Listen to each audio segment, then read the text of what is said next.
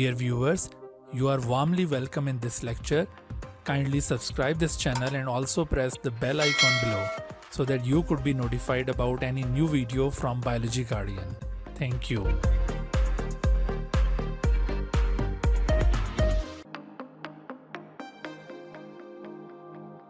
Bismillahirrahmanirrahim. Assalamu alaikum. Welcome to all of you from Biology Guardian. Biology Preparation lecture number 2 के साथ आपकी खिदमत में हाजिर हैं। हमने अपने पिछले लेक्चर के अंदर MD-CAT के डिफरेंट सिलेबाई को डिस्कस किया था और उसके अंदर देखा था कि UHS और NUMS में कौन से टॉपिक्स कॉमन है और कहां पर इन दोनों के सिलेबाई के अंदर डिफरेंस आपको नजर आता है, या फिर इसी तरह से जो ईटा या बाकी प्रोविंसेस के MD-CATs हैं उनका सिलेबस क्या होगा। तो उसके बाद फिर हमने अपना जो पहला यूनिट है, यूनिट नंबर 1 सेल बायोलॉजी, उसका आगाज किया था पिछले लेक्चर के अंदर।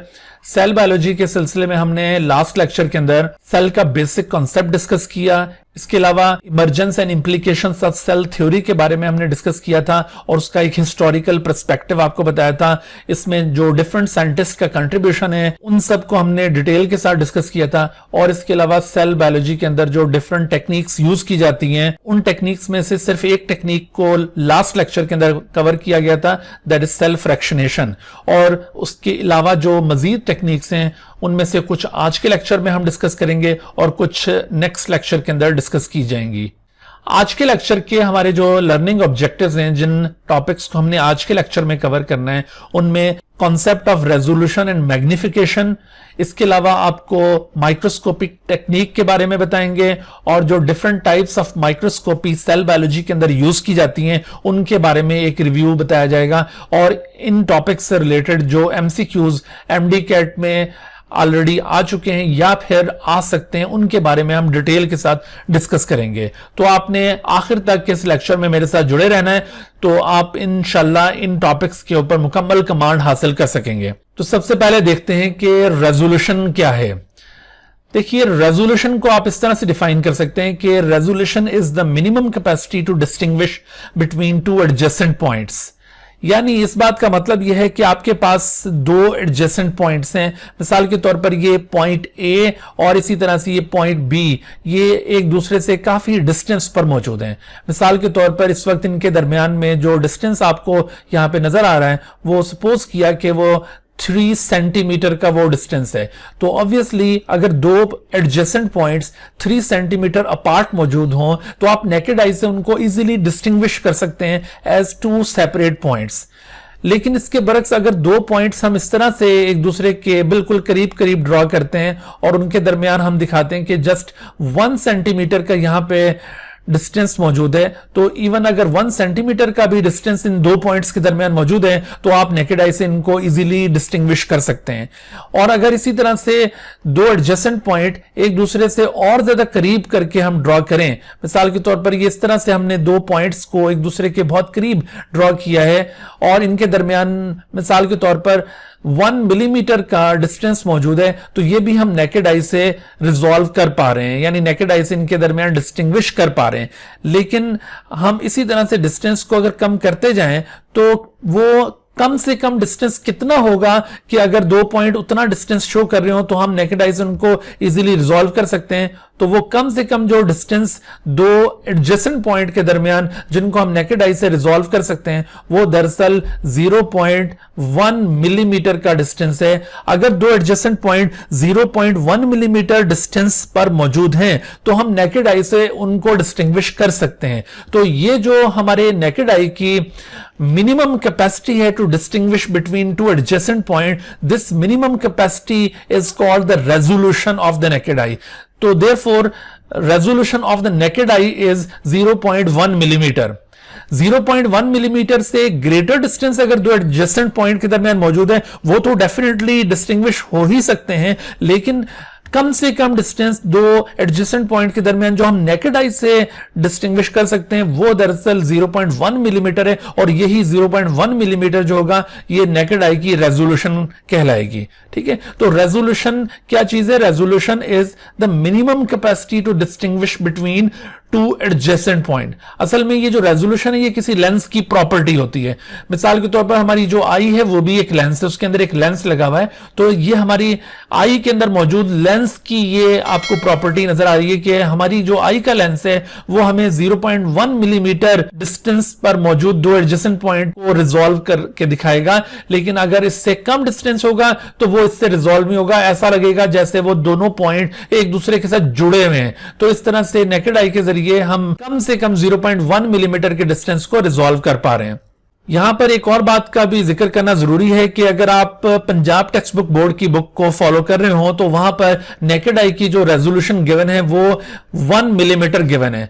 तो 1 मिलीमीटर का जो फिगर है ये एक्चुअली रॉन्ग फिगर है, ये एक मिस्टेक है।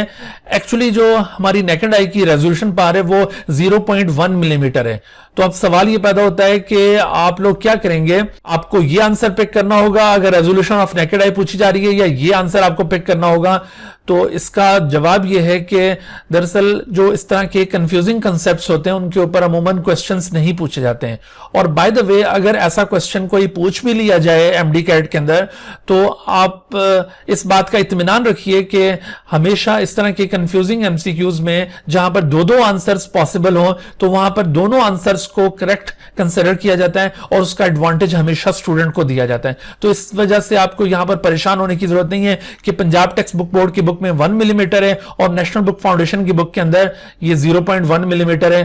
तो इस तरह आपको क्या करना चाहिए, तो मैंने जैसे आपको समझाया कि आपको यहां पर परेशान होने की जरूरत नहीं है। आपको जो करेक्ट इंफॉर्मेशन है उसे याद रखना है और वो करेक्ट इंफॉर्मेशन क्या है, वो ये है 0.1 मिलीमीटर, जो कि नेशनल बुक फाउंडेशन की बुक के अंदर भी गिवन है और इसी तरह से जो ए लेवल्स की बुक्स हैं उनके अंदर भी ये फिगर गिवन है। तो आपने इसको याद रखना है। अच्छा, अब दूसरी बात यह कि रेजोल्यूशन को हम इंक्रीज कैसे कर सकते हैं। देखिए नेकेड आई की जो रेजोल्यूशन आपको बताइए वो 0.1 मिलीमीटर है। तो अगर हम 0.1 मिलीमीटर से कम डिस्टेंस वाले दो पॉइंट्स को रिजॉल्व करना चाहते हैं, उनको आप क्लियरली ऑब्जर्व करना चाहते हैं, तो उसके लिए क्या करें। तो ऑब्वियसली आपको नेकेड आई के सामने कोई लेंस ऐड करना पड़ेगा, यानी आपको कोई माइक्रोस्कोप यूज करनी पड़ेगी। तो माइक्रोस्कोप एक ऐसा इंस्ट्रूमेंट है जिसके जरिए आप नेकेड आई की जो रेजोल्यूशन थी 0.1 मिलीमीटर उसको इंक्रीज कर सकते हैं। माइक्रोस्कोप चूंकि एक ऐसा इंस्ट्रूमेंट है जो ऑब्जेक्ट्स के साइज को एनलार्ज कर देता है, तो जब ऑब्जेक्ट्स बड़े साइज के नजर आएंगे तो ऐसी सूरत में उनके दरमियान जो डिस्टेंस है वो भी बड़े साइज का होकर नजर आएगा। तो जो पहले आपको डिस्टेंस 0.1 मिलीमीटर से कम डिस्टेंस आपको नेकेड आई से नजर नहीं आ रहा था, लेकिन जब वो डिस्टेंस माइक्रोस्कोप के जरिए बड़ा होकर नजर आएगा तो ऐसी सूरत में आप उसको इजीली ऑब्जर्व कर सकेंगे। लिहाजा जो कम से कम डिस्टेंस कंपाउंड माइक्रोस्कोप रिजॉल्व कर सकती है, या कम से कम डिस्टेंस जो दो पॉइंट्स के दरमियान कंपाउंड माइक्रोस्कोप से डिस्टिंग्विश हो सकता है, वो कितना है, वो है 200 नैनोमीटर। और इसी तरह से अगर आप इलेक्ट्रॉन माइक्रोस्कोप की रेजोल्यूशन देखें तो इलेक्ट्रॉन माइक्रोस्कोप की जो रेजोल्यूशन है वो है 0.5 नैनोमीटर, या फिर कुछ बुक्स के अंदर ये 2 to 4 एंगस्ट्रॉम यूनिट्स लिखा होता है। असल में 1 नैनोमीटर 10 एंगस्ट्रॉम के इक्विवेलेंट होगा। तो इस तरह से आप देखिए कि ये जो 0.5 नैनोमीटर आपको बताया तो ऑब्वियसली ये 5 एंगस्ट्रॉम बनता है। तो बहरहाल कुछ बुक्स के अंदर ये 2 to 4 एंगस्ट्रॉम लिखा है, ये बात भी करेक्ट मानी जाएगी। और अगर 0.5 है तो इसको भी आप करेक्ट कंसिडर करेंगे। तो ये दोनों ही आंसर बिल्कुल करेक्ट हैं। तो अब ये जो तीनों की हमने यहां पर ये रेजोल्यूशन बताई है कि नेकेड आई की 0.1 मिलीमीटर है, कंपाउंड माइक्रोस्कोप की 200 नैनोमीटर और इलेक्ट्रॉन माइक्रोस्कोप की 0.5 नैनोमीटर। तो ये आप बताइए कि रेजोल्यूशन पावर मुसलसल इंक्रीज हो रही है या डिक्रीज हो रही है। यानी आप अगर ये नेकेड आई से कंपाउंड और फिर इलेक्ट्रॉन माइक्रोस्कोप की तरफ टर्न कर रहे हैं तो इस तरह से रेजोल्यूशन पावर ग्रेजुअली इंक्रीज होती जा रही है या डिक्रीज होती जा रही है। तो ये बड़ा एक कंफ्यूजिंग सा कॉन्सेप्ट है कि ये इंक्रीज हो रही है, डिक्रीज हो रही है। बहुत सारे स्टूडेंट ये समझ रहे होते हैं कि शायद नेकेड आई की रेजोल्यूशन सबसे ज्यादा है और इलेक्ट्रॉन माइक्रोस्कोप की जो रेजोल्यूशन है वो सबसे कम है, क्योंकि ये ज्यादा बड़ा डिस्टेंस रिजॉल्व कर रही है और जबकि इसके थ्रू सबसे छोटा डिस्टेंस रिजॉल्व हो रहा है। तो ऐसा हरगिज नहीं है।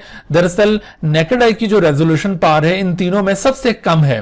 आपने जब नेकेड आई के आगे कोई और लेंस प्लेस किया, यानी आपने कंपाउंड माइक्रोस्कोप यूज की, तो आपने दरअसल नेकेड आई की जो रेजोल्यूशन पावर है उसको इंक्रीज कर लिया है, यानी अब ये रेजोल्यूशन पावर 0.1 मिलीमीटर नहीं रही बल्कि ये 200 नैनोमीटर, यानी अब बहुत कम से कम डिस्टेंस 200 नैनोमीटर तक का जो डिस्टेंस है उसको भी रिजॉल्व करना पॉसिबल हो गया है, यानी ये कैपेसिटी आपकी बढ़ गई है, कम नहीं हुई। बिल्कुल इसी तरह से अगर आप इलेक्ट्रॉन माइक्रोस्कोप को यूज करते हैं तो ये कैपेसिटी आपकी और ज्यादा इंक्रीज हो जाएगी। तो आप इसको हरगिज ये मत समझिएगा कि ये रेजोल्यूशन पावर्स यूं ग्रेजुअली डिक्रीज हो रही हैं, बल्कि ये ग्रेजुअली इंक्रीज हो रही हैं। जैसे जैसे आप हाई मैग्निफिकेशन के लेंसेज को नेकेड आई के आगे प्लेस करते जाएंगे या हाई मैग्निफिकेशन वाली माइक्रोस्कोप्स आप यूज करते जाएंगे तो रेजोल्यूशन पावर ग्रेजुअली इंक्रीज होती चली जाएगी। असल में किसी भी माइक्रोस्कोप की या किसी भी लेंस की जो रेजोल्यूशन पावर होती है वो डिपेंड कर रही होती है कि आप किस किस्म का सोर्स ऑफ इल्यूमिनेशन यूज कर रहे हैं, या वो जो रेडिएशन आप स्पेसिमेन को व्यू करने के लिए यूज कर रहे हैं उस रेडिएशन की वेवलेंथ क्या है। Actually limit of the resolution is about 1/2 of the wavelength of radiation used to view the specimen. मिसाल के तौर पर आप देखिए कि कंपाउंड माइक्रोस्कोप में जो आप सोर्स ऑफ इल्यूमिनेशन या रेडिएशन स्पेसिमेन को व्यू करने के लिए यूज कर रहे हैं वो दरअसल विजिबल लाइट है, और विजिबल लाइट की जो वेवलेंथ है, कम से कम वेवलेंथ, वो तकरीबन कोई 400 नैनोमीटर के अराउंड है। बाज बुक्स के अंदर ये 380 नैनोमीटर भी लिखा होता है या फिर ये 400 नैनोमीटर का फिगर भी आता है। तो इस वजह से आप इसको चलें अप्रोक्सीमेटली कंसिडर कर लें कि विजिबल लाइट की जो मिनिमम वेवलेंथ होगी वो 400 नैनोमीटर है, और चूंकि विजिबल लाइट को यहां पर हम सोर्स ऑफ इल्यूमिनेशन के लिए यूज कर रहे हैं, यानी ऑब्जेक्ट्स को ब्राइटन करने के लिए विजिबल लाइट को यहां पे यूज कर रहे हैं, तो इसकी चूंकि वेवलेंथ 400 नैनोमीटर है, लिहाजा कंपाउंड माइक्रोस्कोप की जो रेजोल्यूशन पावर है वो 200 नैनोमीटर है। That is about 1/2 of the wavelength of the radiations used to view the specimen। बिल्कुल इसी तरह से आप जब इलेक्ट्रॉन माइक्रोस्कोप यूज करते हैं तो वहां पर जो सोर्स ऑफ इल्यूमिनेशन आप यूज करते हैं वो source of illumination beam of electrons हैं। तो बीम ऑफ इलेक्ट्रॉन की अगर आप वेवलेंथ की बात करें तो बीम ऑफ इलेक्ट्रॉन की जो वेवलेंथ है वो तकरीबन कोई 1 नैनोमीटर के आसपास है। तो 1 नैनोमीटर वेवलेंथ होने की वजह से, इस बीम ऑफ इलेक्ट्रॉन की वेवलेंथ 1 नैनोमीटर होने की वजह से आप इससे जो हाफ डिस्टेंस होगा उसको रिजॉल्व कर पा रहे हैं, दैट इज 0.5 नैनोमीटर। तो आपने याद रखना है कि ये जो लिमिट ऑफ रेजोल्यूशन है ये दरअसल 1/2 of the wavelength of the radiation used to view the specimen है। रेजोल्यूशन से मुतालिक आप एक और कॉन्सेप्ट याद रखिए कि resolution is also defined as the measure of clarity. Measure of clarity से क्या मुराद है कि आप जब किसी चीज को ऑब्जर्व कर रहे हैं तो वो चीज आपको कितनी क्लियर नजर आ रही है। मिसाल के तौर पर आप अगर किसी ऑब्जेक्ट को ऑब्जर्व कर रहे हैं तो वो ऑब्जेक्ट आपको बहुत साफ सुथरा नजर आ रहा है या वो थोड़ा सा ब्लर्ड नजर आ रहा है। तो अगर वो ब्लर्ड नजर आ रहा है तो इसका मतलब है कि वो प्रॉपरली रिजॉल्व नहीं हो रहा, लेकिन अगर वो साफ नजर आ रहा है तो इसका मतलब है वो प्रॉपरली रिजॉल्व हो रहा है। तो किसी भी चीज को जब आप ऑब्जर्व कर रहे होते हैं, जब आप उसको व्यू कर रहे होते हैं तो उसकी क्लैरिटी कैसी होती है, तो उस क्लैरिटी के मेजर को भी रेजोल्यूशन कहा जाता है। जैसे आप देखिए कि जो डिफरेंट आप ये मोबाइल फोन्स यूज करते हैं या कंप्यूटर स्क्रीन्स यूज करते हैं, तो इन कंप्यूटर स्क्रीन्स की या मोबाइल स्क्रीन्स की एक खास रेजोल्यूशन होती है, यानी वो स्क्रीन आपको जो ऑब्जेक्ट्स आप उसके ऊपर ऑब्जर्व कर रहे हैं वो उनको कितना क्लियरली शो कर रही है। तो जिस स्क्रीन की रेजोल्यूशन जितनी ज्यादा होगी उस स्क्रीन के थ्रू आप उतना क्लियर इमेज ऑब्जर्व कर रहे होंगे। तो इस वजह से resolution can also be defined as the measure of clarity of the image, कि इमेज कितना क्लियर नजर आ रहा है तो वो उतना प्रॉपरली रिजॉल्व हो रहा होगा। उसके बाद देखिए कि मैग्निफिकेशन का कॉन्सेप्ट क्या है। मैग्निफिकेशन को आप इस तरह से डिफाइन करेंगे that the capacity of a lens to enlarge the size of image than actual size of the object. मिसाल के तौर पर आपके पास एक ऑब्जेक्ट है जिसका एक्चुअल साइज 1 माइक्रोमीटर है, और वो जो 1 माइक्रोमीटर साइज का जो ऑब्जेक्ट है उसको जब आपने किसी लेंस के थ्रू ऑब्जर्व किया है तो वो 1 माइक्रोमीटर का ऑब्जेक्ट लेंस के थ्रू ऑब्जर्व करने पर आपको उसका जो इमेज हासिल हो रहा है वो इमेज अगर आपको 10 माइक्रोमीटर का हासिल हो रहा है तो आप देखिए कि ये इमेज का साइज एक्चुअल साइज के मुकाबले में ज्यादा हो गया है। 1 माइक्रोमीटर का ऑब्जेक्ट अगर आपको 10 माइक्रोमीटर में नजर आ रहा है तो इस कैपेसिटी को कहा जाएगा मैग्निफिकेशन, यानी आपके उस लेंस ने या वो माइक्रोस्कोप जो भी आप यूज कर रहे थे उसने आपके ऑब्जेक्ट को मैग्नीफाई कर दिया, एनलार्ज कर दिया है। तो मैग्निफिकेशन दरअसल capacity of a lens to enlarge the size of image than actual size of the object. यानी इमेज का जो साइज है वो एक्चुअल साइज के मुकाबले में कितना ज्यादा बड़ा नजर आया, इस चीज को दरअसल मैग्निफिकेशन कहा जाता है। तो इसको आप दूसरे लफ्जों में यूं भी कह सकते हैं कि this is the ratio of size of image to the actual size of the object. यानी आपका जो इमेज का साइज है उसका अगर आप एक्चुअल साइज के साथ रेशियो निकालें, देखिए इमेज का साइज है आपके पास 10 और जबकि आपके पास जो एक्चुअल साइज था वो 1 है, तो रेशियो इस तरह से निकाला जाता है ना, size of image to the actual size of the object. तो साइज ऑफ इमेज आपके पास क्या है 10 माइक्रोमीटर और actual size of the object 1 micrometre. तो इस तरह से इस रेशियो को कैलकुलेट किया जाए तो ये रेशियो आपके पास क्या बनता है 10। तो ये 10 दरअसल इस मैग्निफिकेशन को रिप्रेजेंट कर रहा है। ये जो 10 डिजिट है ये इस मैग्निफिकेशन को शो कर रहा है कि जिस लेंस के जरिए आपने 1 माइक्रोमीटर के ऑब्जेक्ट को 10 माइक्रोमीटर में व्यू किया तो दरअसल उस लेंस की मैग्निफिकेशन क्या होगी 10। और इसके लिए यूनिट हम क्या यूज करेंगे, इसको दरअसल हम x के साथ रिप्रेजेंट करते हैं। तो इसके साथ आप इस तरह से x पुट करेंगे, यानी x10 is the magnification of that particular lens by which you can observe the 1 micrometre object to 10 micrometre. तो ये इसकी मैग्निफिकेशन क्या होगी x10 या 10x इसकी मैग्निफिकेशन कहलाएगी। इस 10x का मतलब क्या होगा, 10x का मतलब ये होगा कि इसने आपके ऑब्जेक्ट के साइज को 10 टाइम्स इंक्रीज कर दिया। देखिए 1 के मुकाबले में जो 10 माइक्रोमीटर है वो 10 टाइम्स ग्रेटर है। तो x10 का मतलब है कि हाउ मेनी टाइम्स, यानी x का मतलब है कि how many times the size of the image, how many times the actual size is increased. तो इस x के जरिए मैग्निफिकेशन को रिप्रेजेंट किया जाएगा। और अगर रेजोल्यूशन को मैग्निफिकेशन के साथ कंपेयर किया जाए तो आप कहेंगे कि resolution is directly proportional to the magnification. दरअसल आप जितना ज्यादा हाई मैग्निफिकेशन का लेंस यूज करेंगे उतना आप रेजोल्यूशन को दरअसल इंक्रीज कर रहे होंगे। ठीक है, मिसाल के तौर पर जैसे अभी हमने बात की थी कि जो नेकेड आई है, नेकेड आई की रेजोल्यूशन हमने आपको बताई कि नेकेड आई की रेजोल्यूशन 0.1 मिलीमीटर है और जबकि इसके मुकाबले में कंपाउंड माइक्रोस्कोप की जो रेजोल्यूशन है, तो कंपाउंड माइक्रोस्कोप की रेजोल्यूशन 200 नैनोमीटर है और इलेक्ट्रॉन माइक्रोस्कोप की रेजोल्यूशन आपको बताई 0.5 नैनोमीटर। तो आपने देखा कि जैसे जैसे हम हाई मैग्निफिकेशन के इंस्ट्रूमेंट यूज करते जा रहे हैं तो रेजोल्यूशन इंक्रीज हो रही है। तो therefore resolution is directly proportional to the magnification. लेकिन रेजोल्यूशन एक खास हद तक मैग्निफिकेशन के साथ डायरेक्टली प्रोपोर्शनल होगी। ऐसा नहीं है कि आप मैग्निफिकेशन को इंक्रीज करते जाएं और रेजोल्यूशन भी इसी तरह से अनलिमिटेड इंक्रीज होती चली जाए। इसकी खास लिमिट है और उस लिमिट तक ये मैग्निफिकेशन बढ़ाने से रेजोल्यूशन भी इंक्रीज हो सकती है। और वो लिमिट क्या है, अभी आपको एक्सप्लेन किया था कि दरअसल limit of the resolution is determined by the wavelength of the radiations used to view the object. और वेवलेंथ ऑफ रेडिएशन के साथ इसका रिलेशन क्या था, इसका रिलेशन 1/2 था, यानी resolution is 1/2 of the wavelength of the radiations to view the object.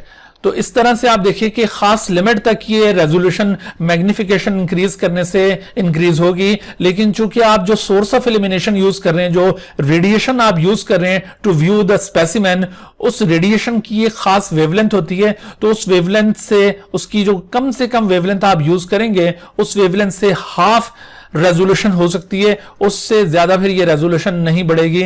तो इस वजह से ये खास लिमिट तक मैग्निफिकेशन के साथ रेजोल्यूशन डायरेक्टली प्रोपोर्शनल होगी।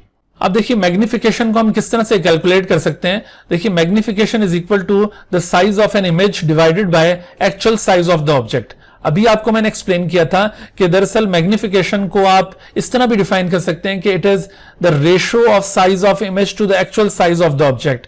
यानी आपके पास जो इमेज का साइज आया है वो 10 माइक्रोमीटर है, लेकिन एक्चुअल साइज आपके पास 1 माइक्रोमीटर था। तो इस वजह से इस लेंस की मैग्निफिकेशन x10 होगी। आप इसको इमेज के साइज को एक्चुअल साइज के साथ डिवाइड करेंगे तो इस तरह से आपके पास ये मैग्निफिकेशन आ जाएगी। तो magnification can be calculated by size of image divided by actual size of the object. देखिए मैग्निफिकेशन को हम रिप्रेजेंट करेंगे m के साथ, ठीक है, और साइज ऑफ इमेज को हम रिप्रेजेंट करेंगे I के साथ, और इसी तरह से actual size of the object को हम रिप्रेजेंट करेंगे A के साथ। तो आपके पास ये फार्मूला क्या बना, m is equal to I/A। ठीक है, इसी तरह से आप देखिए इस फार्मूले को आप मैनिपुलेट कर सकते हैं। किस तरह से मैनिपुलेट कर सकते हैं कि साइज ऑफ इमेज को अगर आपने कैलकुलेट करना है तो साइज ऑफ इमेज कैलकुलेट करने के लिए आप ये actual size of the object, इसको आप इस तरफ ले जाएंगे और इस तरफ जाकर ये मैग्निफिकेशन के साथ मल्टीप्लाई हो जाएगा। तो इस तरह से size of image is equal to actual size of the object multiplied by magnification. और इसी तरह से आप इसको मजीद अगर मैनिपुलेट करें तो आप इसको इस तरह से मैनिपुलेट कर सकते हैं कि अगर आपको actual size of the object calculate करना हो तो actual size of object calculate करने के लिए अब आप मैग्निफिकेशन को साइज ऑफ इमेज के नीचे ले जाएंगे। तो इस तरह से size of image divided by magnification is equal to actual size of the object. तो इस तरह से ये तीन डिफरेंट एक्सप्रेशंस हैं मैग्निफिकेशन से रिलेटेड, इनको आप याद रखिए, इनके हवाले से आपसे एमसीक्यूज पूछे जा सकते हैं। और कोई भी आपको दो फिगर्स दी गई होंगी और तीसरी फिगर आपसे मालूम करने को कहा जाएगा।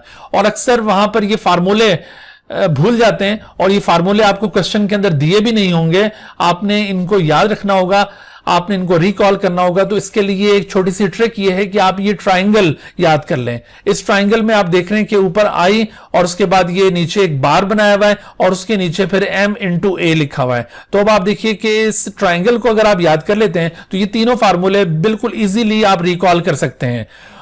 वो कैसे कि देखिए I is equal to M A, और अगर इसी तरह से m इज इक्वल टू तो I अपॉन ए और A is equal to I upon M. तो इस तरह से आप इस ट्राइंगल को अगर याद कर लें तो ये तीनों फार्मूले बासानी याद हो सकते हैं। या फिर अगर ये भी आपको याद ना आ रहा हो तो आपने कम से कम ये जो पिछला कॉन्सेप्ट आपको बताया था कि magnification is the ratio of size of image to the actual size of the object, आपने इमेज के साइज को यूं लेफ्ट साइड पर रखना है, दैट इज 10, और size of the object, actual size of the object, उसको आपने ये राइट साइड पर रखना है नीचे, और दरमियान में आपने इस तरह से एक बार लगानी है। तो अब आप इसको फ्रैक्शन की फॉर्म में ऑब्जर्व करें तो फ्रैक्शन क्या बना आपके पास 10 अपॉन ए, तो इसका मतलब हो गया 10। जब आपको ये एक एक्सप्रेशन याद आ जाएगी, यानी आपको मैग्निफिकेशन का ये फार्मूला याद आ जाता है, तो आप फिर इस फार्मूले को मैनिपुलेट करके साइज ऑफ इमेज को भी आप निकाल सकते हैं और इसी तरह से इसको मैनिपुलेट करके आप इस तरह से एक्चुअल साइज ऑफ ऑब्जेक्ट को भी रिकॉल कर सकते हैं। अब इनसे रिलेटेड क्वेश्चंस कुछ इस तरह से आ सकते हैं, जैसे what is the actual size of the object which measured as 2 millimetre in x10 magnification. यहां पर देखिए आपने इस तरह के क्वेश्चंस के अंदर ये इस बात का जरूर ख्याल रखना है कि आपको क्वेश्चन के अंदर जो फिगर्स दी हुई हैं उसके साथ यूनिट कौन सा यूज हुआ है, और इसी तरह से आपके पास ऑप्शंस के अंदर जो फिगर्स गिवन है उनके साथ यूनिट कौन सा यूज हो रहा है। तो सम टाइम बच्चे जज्बात में आके फौरन कैलकुलेट कर लेते हैं और फिगर को देखकर फौरन आंसर पिक कर लेते हैं, लेकिन चूंकि यूनिट डिफरेंट होता है तो इस वजह से आंसर गलत हो जाता है। तो आपने ये जरूर केयरफुल रहना है। तो अब आप इस क्वेश्चन को देखिए कैसे सॉल्व करेंगे कि what is the actual size of the object which measured as 2 millimetre in x100 magnification.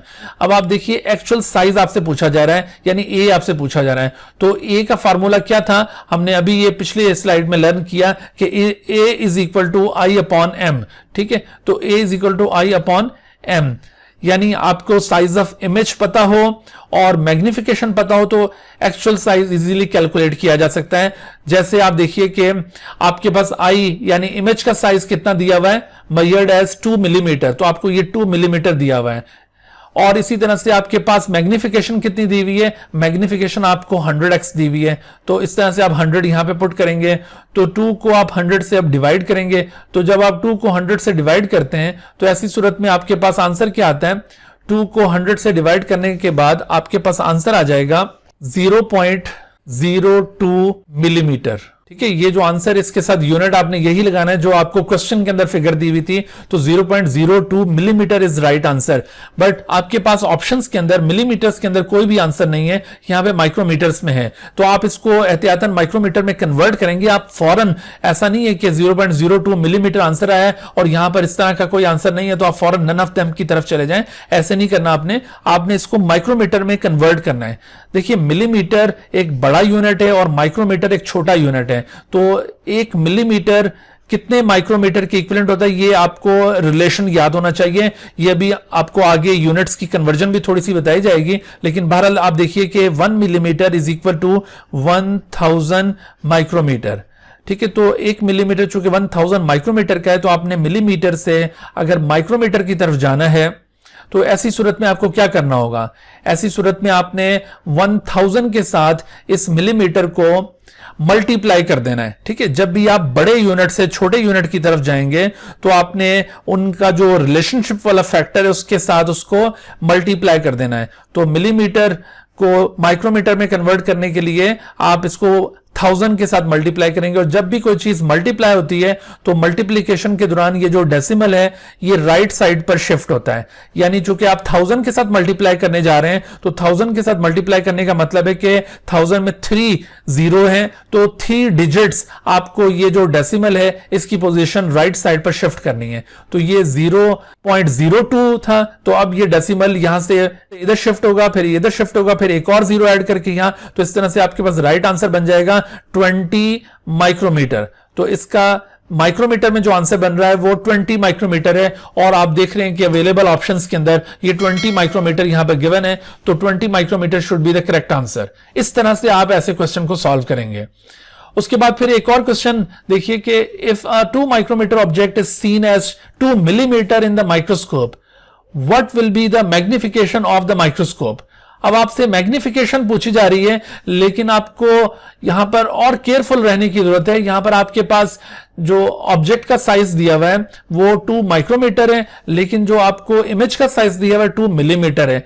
तो आपको ये दोनों जो यूनिट्स हैं वो एक जैसे करने बिफोर कैलकुलेशन, ताकि कैलकुलेशन में किसी किस्म की कोई गड़बड़ ना हो। आप चाहें तो इस माइक्रोमीटर को मिलीमीटर में कन्वर्ट कर लें, या फिर इस मिलीमीटर को माइक्रोमीटर में कन्वर्ट कर लें। तो फिर आप जब दोनों यूनिट सेम कर लेंगे तो तब आप उसको फार्मूले में पुट करें।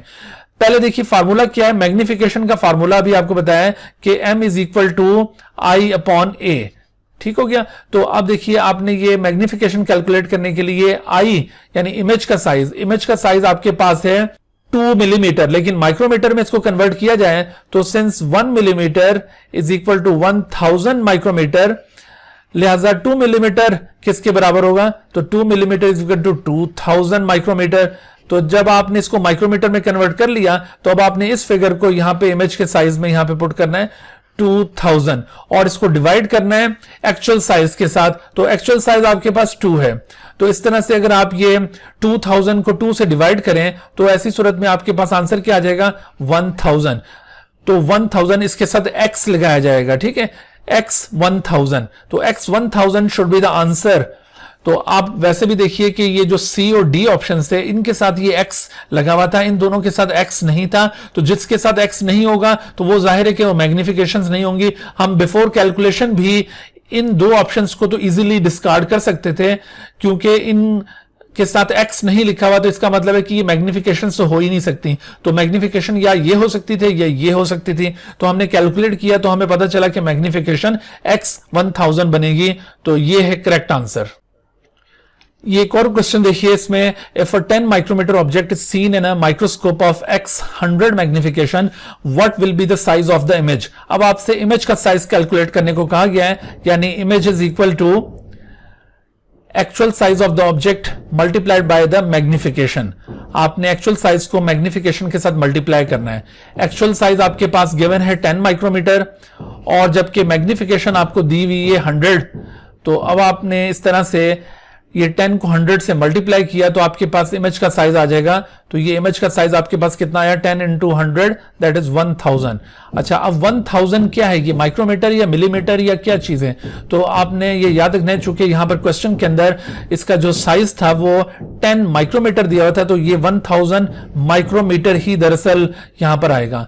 लेकिन आप देखिए कि जो ऑप्शंस आपके पास गिवन है उन ऑप्शंस में माइक्रोमीटर्स के अंदर आपको कोई फिगर नहीं मिल रहा, यहां पर मिलीमीटर्स के यूनिट्स यूज किए हुए। तो आपको फिर ये जो 1000 माइक्रोमीटर आपने साइज ऑफ इमेज कैलकुलेट किया है इसको मिलीमीटर में कन्वर्ट करना होगा। तो अभी जैसे आपको बताया था कि 1 millimetre is equal to 1000 micrometre, तो इसका मतलब यह हुआ कि करेक्ट आंसर क्या बनेगा मिलीमीटर्स के अंदर, correct answer should B D. तो इस तरह से ये 1 millimetre is the correct answer of this question.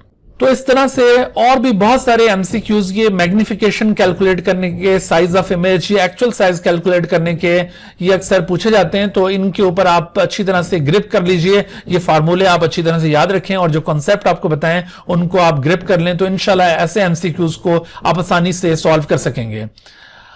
अच्छा, अब आप देखिए कि माइक्रोस्कोपी जो सेल बायोलॉजी में यूज होती है वो किस तरह की है। Microscopy is the use of microscope to view the objects which can not be seen by the naked eye. ठीक है, माइक्रोस्कोप आप जानते हैं कि एक ऐसा इंस्ट्रूमेंट है जिसे आप ऐसे ऑब्जेक्ट्स को ऑब्जर्व करने के लिए यूज करते हैं जिनको आप नेकेड आई से ऑब्जर्व नहीं कर सकते, और इसी माइक्रोस्कोप के यूज करने को दरअसल माइक्रोस्कोपी कहा जाता है। दो तरह की माइक्रोस्कोपी आमतौर पर यूज की जाती है। उनमें से एक माइक्रोस्कोपी को लाइट माइक्रोस्कोपी कहा जाता है जिसमें हम लाइट माइक्रोस्कोप्स यूज करते हैं, और दूसरी माइक्रोस्कोपी को इलेक्ट्रॉन माइक्रोस्कोपी कहते हैं जिसमें आप इलेक्ट्रॉन माइक्रोस्कोप यूज कर रहे हैं। लाइट माइक्रोस्कोप और इलेक्ट्रॉन माइक्रोस्कोप में काफी सारे डिफरेंसेस हैं। प्राइमरली आप ये याद रखिए कि लाइट माइक्रोस्कोप और इलेक्ट्रॉन माइक्रोस्कोप में जो प्राइमरी डिफरेंस है वो सोर्स ऑफ इल्यूमिनेशन का है। सोर्स ऑफ इल्यूमिनेशन से मतलब यह है कि आप वो जो रेडिएशन यूज कर रहे हैं अपने स्पेसिमेन को ब्राइटन करने के लिए वो कौन सी है। वो सोर्स ऑफ इल्यूमिनेशन चूंकि यहां पर लाइट माइक्रोस्कोप में विजिबल लाइट होती है और जबकि इलेक्ट्रॉन माइक्रोस्कोप के अंदर वो बीम ऑफ इलेक्ट्रॉन है, तो इस तरह से ये दोनों माइक्रोस्कोपी एक दूसरे से इंटायरली डिफरेंट हो जाती हैं। यहां पर आप क्या यूज कर रहे हैं, विजिबल लाइट, और जबकि इस केस में आप यूज कर रहे हैं beam of electron. Visible light की चूंकि मिनिमम जो वेवलेंथ है वो 400 नैनोमीटर के करीब है, लिहाजा यहां पे जो आपको रेजोल्यूशन मिलेगी वो कंपैरेटिवली कम मिलेगी।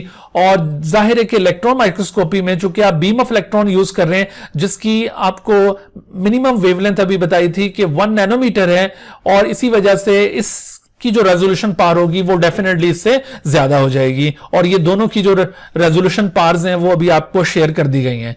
तो सोर्स ऑफ इल्यूमिनेशन के अलावा और भी बहुत सारे पॉइंट हैं जो इन दोनों में डिफर करते हैं। मिसाल के तौर पर इनमें ना सिर्फ रेजोल्यूशन का डिफरेंस आप ऑब्जर्व कर रहे हैं बल्कि इसके साथ साथ मैग्निफिकेशन भी इन दोनों के अंदर वेरी कर रही है। लाइट माइक्रोस्कोप के जरिए लो मैग्निफिकेशन आपको मिल रही है और इलेक्ट्रॉन माइक्रोस्कोप के जरिए हाई मैग्निफिकेशन आपको मिल रही है। इसके अलावा आप देखिए जो नेचर ऑफ ऑब्जेक्ट है वो भी डिफर करती है कि आप जो ऑब्जेक्ट यूज कर रहे हैं वो किस किस्म का ऑब्जेक्ट होगा। नेचर ऑफ ऑब्जेक्ट से मतलब यह है कि आप लाइट माइक्रोस्कोप में डेड और इसके साथ साथ लाइव ऑब्जेक्ट दोनों को ऑब्जर्व कर सकते हैं। किसी लाइफ प्रोसेस को अगर आपने सेल के अंदर माइक्रोस्कोपिकली ऑब्जर्व करना है तो उसके लिए लाइट माइक्रोस्कोप्स यूज की जाएंगी, और इवन कोई डेड ऑब्जेक्ट को आपने ऑब्जर्व करना है तो वो भी पॉसिबल है। बट इलेक्ट्रॉन माइक्रोस्कोप की लिमिटेशन ये है कि आप कोई भी लाइफ प्रोसेस इलेक्ट्रॉन माइक्रोस्कोप के जरिए व्यू नहीं कर सकते। हमेशा इलेक्ट्रॉन माइक्रोस्कोप में जो डेड ऑब्जेक्ट्स हैं उन्हीं को यूज किया जाता है। तो इस तरह से लाइट माइक्रोस्कोप्स और electron microscopes are very different from each other. बहरहाल दोनों माइक्रोस्कोपी का पर्पस एक ही होता है, दोनों microscopy are use to increase the resolution and magnification. ठीक है, हम इन दोनों माइक्रोस्कोपी को दरअसल रेजोल्यूशन और मैग्निफिकेशन इंक्रीज करने के लिए यूज कर रहे हैं। लाइट माइक्रोस्कोप्स की दो बुनियादी टाइप्स हैं। लाइट माइक्रोस्कोप में एक टाइप को सिंपल माइक्रोस्कोप और दूसरे को कंपाउंड माइक्रोस्कोप कहेंगे, और इसी तरह से इलेक्ट्रॉन माइक्रोस्कोप की भी दो टाइप्स हैं, ट्रांसमिशन इलेक्ट्रॉन माइक्रोस्कोप और स्कैनिंग इलेक्ट्रॉन माइक्रोस्कोप। अब इनमें फर्क होता क्या है, देखिए जो लाइट माइक्रोस्कोप है, लाइट माइक्रोस्कोप में जो सिंपल माइक्रोस्कोप है it is the microscope which consist of single lens. यहां पर आपको एक ही लेंस नजर आएगा। आप देख रहे हैं कि ये मिरर है जिसके जरिए हम विजिबल लाइट को यहां से रिफ्लेक्ट करके ऑब्जेक्ट के ऊपर प्लेस करेंगे। ऑब्जेक्ट को यहां स्टेज के ऊपर रखा हुआ होगा और उसके बाद जब ये यहां से लाइट पास करेगी तो यहां से आप फिर उसको ऑब्जर्व कर सकेंगे ऑब्जेक्ट को। तो यहां पर जस्ट एक सिंगल लेंस यूज हो रहा है। इसके मुकाबले में जो कंपाउंड माइक्रोस्कोप आप यूज करते हैं उसके अंदर आपको दो लेंसेज यूज करने पड़ते हैं। एक लेंस आप ये इस पॉइंट पर आप देख रहे हैं और दूसरा लेंस ये आप इस पॉइंट पर देख रहे हैं। यहां पर अगरचे एक रोटेटिंग प्लेट लगी हुई है जहां पर एक से ज्यादा लेंसेज मौजूद हैं, लेकिन एक वक्त में इनमें से कोई एक ही यूज होगा। लिहाजा किसी भी कंपाउंड माइक्रोस्कोप में आपसे पूछा जाए कि how many lenses are use in a compound microscope, तो आपका आंसर 2 होना चाहिए। बेशक आपको इस तरह से कोई माइक्रोस्कोप दिखाई ही क्यों ना गई हो और उसमें यूं इस तरह से गिनकर भी दिखाया गया हो, तो आपने इस तरह गिनने नहीं बैठ जाना। आपने याद रखना है कि किसी भी कंपाउंड माइक्रोस्कोप में कितने लेंस यूज हो रहे हैं, तो आंसर इज 2। कंपाउंड माइक्रोस्कोप का थोड़ा सा हम प्रिंसिपल देख लेते हैं। कंपाउंड माइक्रोस्कोप में ये जो ऊपर लेंस आपने देखा, इस लेंस को कहते हैं आई पीस या फिर इसको ऑक्यूलर भी कहा जाता है। और इसके अलावा जो नीचे लेंस आप देख रहे थे उस लेंस को ऑब्जेक्टिव लेंस कहा जाता है। तो इस तरह से ये दो लेंसेज यहां पर यूज किए जा रहे हैं, ये है आई पीस और ये है ऑब्जेक्टिव। तो ये दो लेंसेज यूज करने की वजह से इसे कंपाउंड माइक्रोस्कोप कहा जाता है। अब इसके इस्तेमाल का तरीका ये होगा कि ये देख रहे हैं नीचे लाइट सोर्स, ये लाइट सोर्स यहाँ पर ये मिरर की फॉर्म में या फिर कोई इलेक्ट्रॉनिक लैंप भी यहाँ पे हो सकता है। और इसी तरह से आप देखिए कि लाइट यहाँ से एक्सर्ट होगी स्पेसिमेन के ऊपर, और वो स्पेसिमेन आपने इस तरह से एक स्टेज के ऊपर, एक स्लाइड के ऊपर आपने वो स्पेसिमेन रखा हुआ है। लेकिन दरमियान में आपको कुछ और चीजें भी नजर आ रही हैं। यहाँ पर आप देख रहे हैं कि एक कंडेंसर लगा हुआ है, तो ये जो कंडेंसर लेंस होता है, it focuses the light on to the specimen held between the cover slip and the slide. यहाँ पर कवर स्लिप और स्लाइड के दरमियान आपने स्पेसिमेन रखा हुआ था, तो इस कंडेंसर लेंस के जरिए दरअसल लाइट को फोकस किया जाएगा स्पेसिमेन के ऊपर, ताकि ये लाइट स्कैटर ना कर जाए बल्कि ये उस ऑब्जेक्ट के ऊपर फोकस हो जाए जिसको आप ऑब्जर्व करने की कोशिश करें। इसके अलावा आप देख रहे हैं यहां पर आइरिस डायफ्राम भी लगा हुआ है, तो आइरिस डायफ्राम इसका ये जो आप प्यूपिल साइज है, यानी इसका जो होल या अपर्चर है उसको कम या ज्यादा कर सकते हैं। तो इस आइरिस के जरिए क्या होगा, is closed slightly to produce a narrow beam of light, यानी आप इसको कम या ज्यादा इसके अपर्चर को कर सकते हैं और उसके जरिए आप इस बीम ऑफ लाइट को थोड़ा सा नैरो या फिर वाइडन कर सकते हैं। इसके अलावा आप देखिए कि ये कवर स्लिप और स्लाइड के दरमियान जो आपने ऑब्जेक्ट को प्लेस किया था, तो ऑब्जेक्टिव लेंस के जरिए उसको आप मैग्नीफाई करेंगे। Objective lens collects the light passing through the specimen, produces the magnified image. इसके जरिए उसको आप मैग्नीफाई करेंगे और फिर ये जो लाइट बीम है इसका आगे पास करेगा। आगे फिर ये आईपीस या ऑक्यूलर लेंस ये क्या करेगा, it magnifies and focuses the image from the objective on to the eye. तो अब यहां से ना सिर्फ उसकी मजीद मैग्निफिकेशन होगी बल्कि वो आपकी आई के ऊपर उसका एक फोकस भी स्टैब्लिश होगा। तो इस तरह से ये दो लेंसेज मिलकर उसको मैग्नीफाई कर रहे हैं, तो इसके साथ फिर वो ऑब्जेक्ट आपको व्यू होना शुरू हो जाता है। इसमें आप ये याद रखिए कि ये जो कंडेंसर लेंस है ये जस्ट लाइट को फोकस कर रहा है, ये मैग्नीफाई नहीं कर रहा। तो इस वजह से आप जब भी नंबर ऑफ लेंसेज काउंट करेंगे किसी कंपाउंड माइक्रोस्कोप में, तो उसमें आप इसको काउंट नहीं करेंगे। आप ये नहीं कहेंगे कि 3 लेंसेज हैं, जैसे मैंने अभी आपको बताया था कि जब भी नंबर ऑफ लेंसेज का क्वेश्चन पूछा जाए कि how many lenses are use in a compound microscope, तो योर आंसर शुड बी 2। दूसरी तरफ जो इलेक्ट्रॉन माइक्रोस्कोप हम यूज करते हैं जिसकी 2 टाइप्स हैं, ट्रांसमिशन इलेक्ट्रॉन माइक्रोस्कोप और स्कैनिंग इलेक्ट्रॉन माइक्रोस्कोप। इन दोनों माइक्रोस्कोप में क्या डिफरेंस है कि जो ट्रांसमिशन इलेक्ट्रॉन माइक्रोस्कोप है वो दरअसल किसी भी सेल की जो इंटरनल डिटेल है उसको स्टडी करने के लिए यूज की जाती है। जितने भी इंटरनल स्ट्रक्चर्स होंगे उनकी स्टडी के लिए ट्रांसमिशन इलेक्ट्रॉन माइक्रोस्कोप ज्यादा सुटेबल होगी। लेकिन स्कैनिंग इलेक्ट्रॉन माइक्रोस्कोप सेल्स की जो सरफेस स्टडीज होती हैं या मुख्तलिफ जो माइक्रोस्कोपिक ऑब्जेक्ट्स उनकी अगर सरफेस को स्टडी करना हो तो उसके लिए scanning electron microscope is the best option. तो अक्सर एमसीक्यूज में आपसे यूं एक सिनेरियो शेयर करके पूछा जाएगा कि इस केस के लिए आपको कौन सी माइक्रोस्कोप यूज करनी है। मिसाल के तौर पर आपको यह कहा जाता है कि अगर कोई बायोलॉजिस्ट किसी सेल के अंदर इंटरनल ऑर्गेनल्स को स्टडी करना चाहता है डिटेल के साथ, तो वो कौन सी माइक्रोस्कोप यूज करेगा, वो ट्रांसमिशन इलेक्ट्रॉन माइक्रोस्कोप। और अगर कहा जाए कि अगर किसी ऑर्गेनल की एक्सटर्नल सरफेस को स्टडी करना है तो फिर कौन सी माइक्रोस्कोप को यूज किया जाएगा, फिर स्कैनिंग इलेक्ट्रॉन माइक्रोस्कोप यूज की जाएगी। आप सोच रहे होंगे कि ऑर्गेनल तो सेल के अंदर है, तो उस ऑर्गेनल की सरफेस को स्टडी करने के लिए तो फिर ये नहीं होनी चाहिए थी। नहीं, जब भी सरफेस का जिक्र आएगा, बेशक वो कोई सब सेलुलर ऑर्गेनल हो या इवन सेल की सरफेस की बात हो रही है, तो जब भी किसी चीज की सरफेस स्टडी की जाती है उसके लिए आपको स्कैनिंग इलेक्ट्रॉन माइक्रोस्कोप यूज करनी होती है। लेकिन जब किसी भी ऑब्जेक्ट की इंटरनल डिटेल को ऑब्जर्व करना होता है या उसका क्रॉस सेक्शन आपने ऑब्जर्व करना होता है तो उसके लिए आपको ट्रांसमिशन इलेक्ट्रॉन माइक्रोस्कोप यूज करनी होती है। दूसरे लफ्जों में आप यूं समझ लें कि जो स्कैनिंग इलेक्ट्रॉन माइक्रोस्कोप है ये आपको उस ऑब्जेक्ट का जो 3 डायमेंशनल व्यू होता है, चारों तरफ से जो उसका व्यू होगा, वो आपको ये स्कैनिंग इलेक्ट्रॉन माइक्रोस्कोप प्रोवाइड करेगी। लेकिन अगर आपसे ये कहा जाए कि किसी सेल के अंदर जो लाइव प्रोसेस है, मिसाल के तौर पर आप यूग्लिना की मूवमेंट को स्टडी करना चाहते हैं अंडर द माइक्रोस्कोप, तो मूवमेंट ऑफ यूग्लिना या मूवमेंट ऑफ पैरामीशियम या फिर इसी तरह से कोई और जो सेलुलर एक्टिविटी आप ऑब्जर्व करना चाहते हैं, जो लाइव एक्टिविटी है, उसको ऑब्जर्व करने के लिए कौन सी माइक्रोस्कोप यूज करेंगे, तो उसके लिए आपको लाइट माइक्रोस्कोप यूज करनी पड़ेगी। अच्छा, अब इसमें कंपाउंड माइक्रोस्कोप की मैग्निफिकेशन कैलकुलेट करने के भी क्वेश्चन पूछे जाते हैं। कंपाउंड माइक्रोस्कोप जिसमें 2 लेंसेज यूज किए जा रहे हैं, ये आप देख रहे हैं ऑक्यूलर और ये ऑब्जेक्टिव लेंस। तो आपने इसकी मैग्निफिकेशन अगर कैलकुलेट करनी हो तो किस तरह से कैलकुलेट करेंगे? देखिए, ऑक्यूलर और ऑब्जेक्टिव दोनों डिफरेंट मैग्निफिकेशन के लेंसेज यूज किए जा रहे होते हैं। अमूमन ऐसा होता है कि जो माइक्रोस्कोप्स हैं, माइक्रोस्कोप्स के अंदर ऑक्यूलर लेंस लो मैग्निफिकेशन का होता है, ऑक्यूलर लेंस 5x होगा या 10x का ये ऑक्यूलर लेंस होगा या फिर 15x का ये ऑक्यूलर लेंस हो सकता है या फिर ज्यादा से ज्यादा 20x का ये ऑक्यूलर लेंस हो सकता है। लेकिन ऑब्जेक्टिव लेंसेज अमूमन हाई मैग्निफिकेशन के होते हैं, इसकी रेंज 40x के साथ स्टार्ट होती है और इसी तरह से ये 60x या फिर इसी तरह से ये 70x या अप टू 100x के ये आपको कंपाउंड माइक्रोस्कोप में ऑब्जेक्टिव लेंसेज मिलेंगे। कोई भी कंपाउंड माइक्रोस्कोप ऐसी नहीं होगी जिसमें हाई मैग्निफिकेशन के लेंसेज ऑक्यूलर लेंस के तौर पर यूज किए जा रहे हो और लो मैग्निफिकेशन के लेंसेज ऑब्जेक्टिव लेंस के तौर पर यूज किए जा रहे हो। ऐसी कोई माइक्रोस्कोप नहीं हो सकती। वो क्यों? वो इस वजह से कि अगर आप ये तरतीब चेंज कर देते हैं, आप ऑक्यूलर लेंस हाई मैग्निफिकेशन का यूज करते हैं और ऑब्जेक्टिव लेंस लो मैग्निफिकेशन का यूज करते हैं, तो ऐसी सूरत में फिर वो माइक्रोस्कोप नहीं रहेगी, वो टेलीस्कोप बन जाएगी।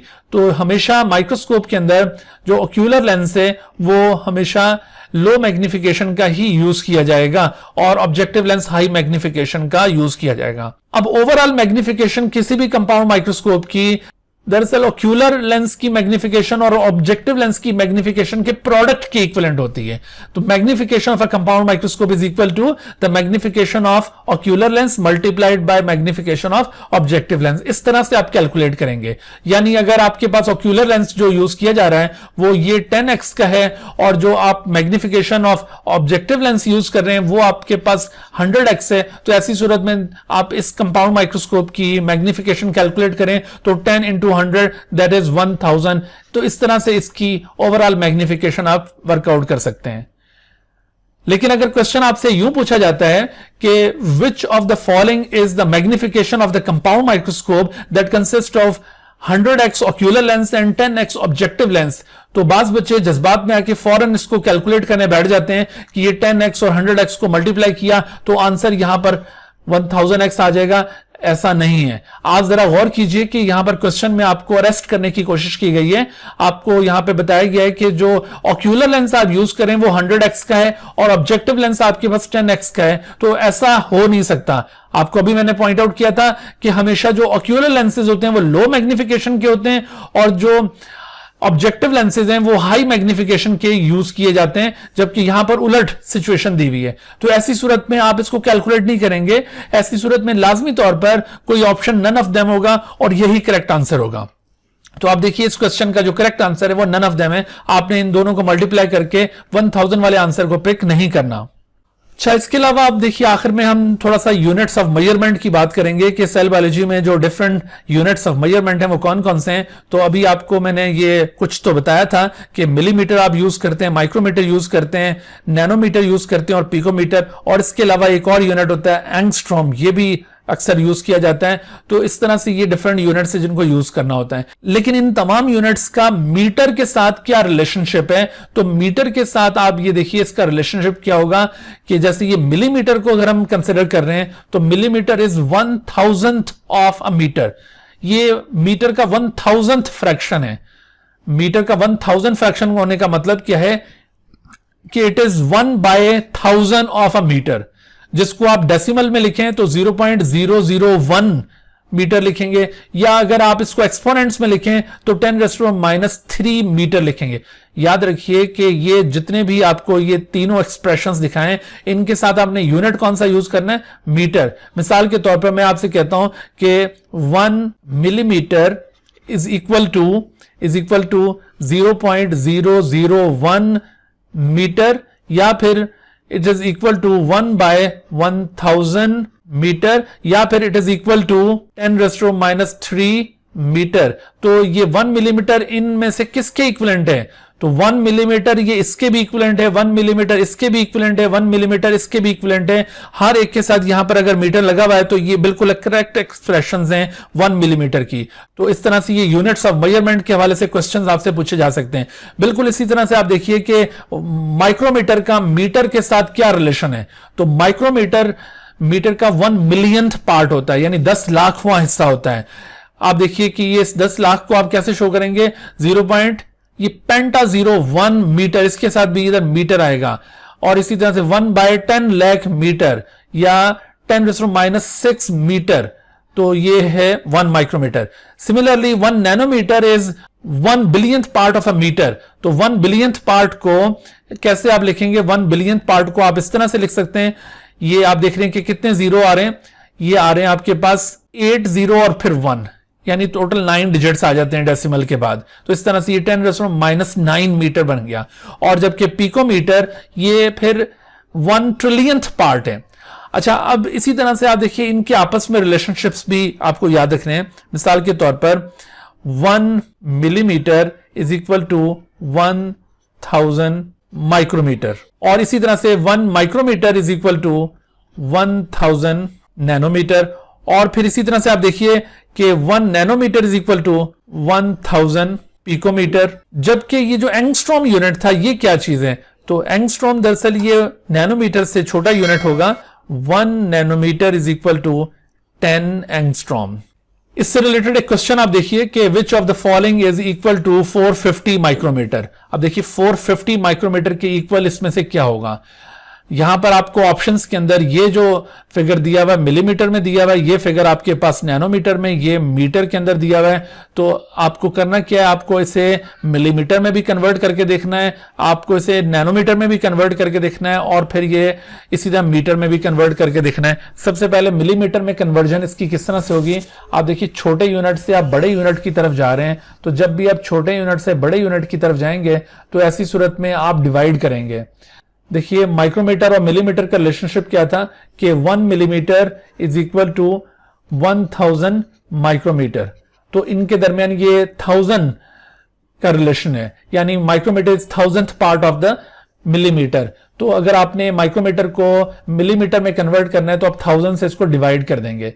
1000 से डिवाइड करने का मतलब क्या होगा कि आपने ये 450 डिवाइडेड बाय 1000, तो आपने 1000 से डिवाइड करने के लिए इसका ये जो डेसिमल है उसको 3 डिजिट्स इस तरफ मूव करना है, 3 डिजिट्स इस तरफ, यानी ये 1 2 3, तो ये डेसिमल आपका इधर चला जाएगा। तो इस तरह से ये आंसर क्या बन जाएगा? आंसर बन जाएगा 0.45 मिलीमीटर।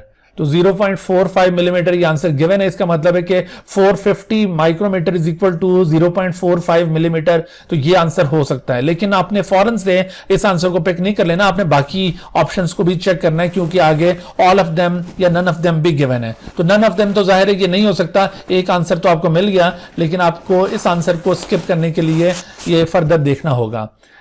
हाँ जी, तो अब आप देखिए कि 450 को हम नैनोमीटर में अगर कन्वर्ट करना चाहें तो माइक्रोमीटर इज लार्जर यूनिट है, नैनोमीटर इज स्मॉलर यूनिट, और 1 micrometre is equal to 1000 nanometre.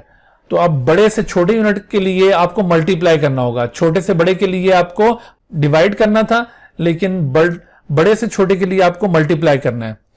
तो अब आप देखिए इसको आप मल्टीप्लाई करेंगे 1000 के साथ। तो 450 को 1000 से मल्टीप्लाई करने का मतलब है 450 मल्टीप्लाई बाय 1000, तो आंसर क्या आ जाएगा? 3 जीरो इसके साथ ऐड हो जाएंगे, 450,000। ठीक है, 450,000 ये आंसर आ गया। तो 450,000 नैनोमीटर की ये इक्विवेलेंट है, बिल्कुल ये करेक्ट है। तो आप देखिए कि अब आपने 450 माइक्रोमीटर को मीटर में कन्वर्ट करना है, तो आपको भी बताया था कि ये जो माइक्रोमीटर होता है, micrometre is equal to 10⁻⁶ metre. एक माइक्रोमीटर 10⁻⁶ मीटर के बराबर है। तो 450 माइक्रोमीटर किसके बराबर होंगे? तो 450 इंटू 10⁻⁶ मीटर। इसका मतलब है कि ये सी भी करेक्ट होगा। तो आप देखिए कि ये तीनों एक्सप्रेशंस करेक्ट हैं, therefore the correct answer is all of them. तो all of them is the correct answer. इस तरह से आप ऐसे क्वेश्चंस को सॉल्व करेंगे। तो ये यूनिट्स ऑफ मेजरमेंट से रिलेटेड भी क्वेश्चंस एमडी कैट में पूछे जाते हैं। अच्छा बच्चों, आज का ये लेक्चर हम इसी जगह पर कंक्लूड करते हैं। उम्मीद है कि इस लेक्चर में जितने भी कंटेंट्स आपको एक्सप्लेन किए गए हैं आपको बखूबी वो समझ में आ चुके होंगे, और इस लेक्चर के जितने भी लर्निंग ऑब्जेक्टिव्स थे उनको आपने सक्सेसफुली अचीव कर लिया होगा। और अगर इसके बावजूद आपके माइंड में कोई क्वेश्चन अराइज होता है इन टॉपिक से रिलेटेड, तो आप बगैर किसी हेजिटेशन के मुझसे वो क्वेश्चन पूछ सकते हैं। इस लेक्चर में जितने भी कंटेंट्स आपको एक्सप्लेन किए गए हैं उनको आप अच्छी तरह से समझने के बाद अपनी बुक्स में से इन टॉपिक्स को अच्छी तरह से रिवाइज कीजिए, और जब आप ये यकीन कर लें कि आपकी रिवीजन कंप्लीट हो गई है तो उसके बाद फिर आप इन टॉपिक्स से रिलेटेड एमसीक्यूज की असाइनमेंट सॉल्व कीजिए। असाइनमेंट के लिए आप इस वीडियो की डिस्क्रिप्शन में एक लिंक मुलाहिजा कर रहे हैं, आप उस लिंक को क्लिक करेंगे तो गूगल फॉर्म्स के थ्रू आपको वो MCQs असाइनमेंट ऑनलाइन दस्तयाब हो जाएगी। आप उसको उसी जगह पर अटेम्प्ट कीजिए और अटेम्प्ट करने के बाद जैसे ही आप उसको सबमिट करेंगे तो आपको उसका रिजल्ट भी मिल जाएगा। आपको ये अंदाजा हो जाएगा कि आपके कौन से क्वेश्चंस उसमें गलत हुए हैं। तो आप उन क्वेश्चंस को दोबारा अपनी बुक में रिव्यू कर सकते हैं, या फिर अगर कोई प्रॉब्लम आप फेस कर रहे हैं जो आपको समझ में नहीं आ रही तो आप वो मेरे साथ शेयर कर सकते हैं। इंशाल्लाह मैं आपको सेटिस्फाई करने की मुकम्मल कोशिश करूंगा। अच्छा बच्चों, अब आपसे मुलाकात होगी अगले लेक्चर में। तब तक के लिए इजाजत। अपने घर में रहिए, महफूज रहिए और इन लेक्चर से इस्तिफादा हासिल करते रहिए। मुझे आप इजाजत दीजिए इस दुआ के साथ कि अल्लाह ताला हम सब के लिए आसानियां अता फरमाए और अपनी हिफ्ज़ व अमान में रखे। अल्लाह हाफिज। Dear viewers, thank you for watching this video. If you have not subscribed this channel, kindly subscribe it and also press the bell icon below so that you could be notified about any new video lecture from Biology Guardian. And also do not hesitate to ask any question regarding this lecture. My contacts are shown on the screen. Thank you once again.